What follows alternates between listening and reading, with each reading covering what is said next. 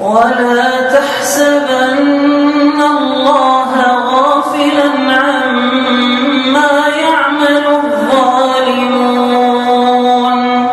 إنما يؤخرهم ليوم تشخص فيه الأبصار مهطعين مقنعي رؤوسهم لا يرتد إليهم طرفهم وأفئدتهم